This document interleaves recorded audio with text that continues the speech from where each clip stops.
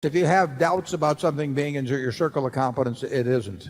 I mean, in other words, I would look down the lists of businesses, and I will bet you that you can. I mean, you can understand a Coke bottler, you can understand the Coca-Cola company, you can understand McDonald's, you can understand, you can understand in a general way General Motors. You may not be able to value it, but there are all kinds of business. You can certainly understand Walmart. That doesn't mean whether you decide whether what the price should be, but you understand Walmart. You can understand Costco. And if you get to something that your friend is buying or that everybody says a lot of money's going to be made in, you're not sure whether you understand it or not, you don't. And it's better to be well within the circle than to be trying to tiptoe along the line. And you'll find plenty of things within the circle. I mean, it's not terrible to have a small circle of competence. I'd say my circle of competence is pretty small, but it's big enough. I can find a few things. And when somebody calls me with a Larson jewel, that is within my circle of competence. I hadn't even thought about it before, but I know it's within it. I mean, I can evaluate a business like that. And if I get called, I got called the other day on a very large finance company.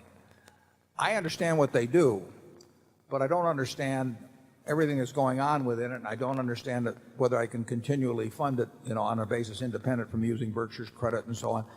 So even though I could understand every individual transaction they did, I don't regard the whole enterprise or the operation of it necessarily as being within my circle of competence.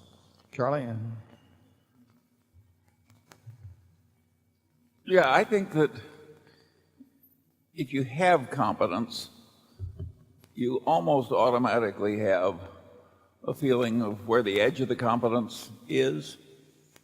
Because after all, it wouldn't be much of a competence if you didn't know its boundary.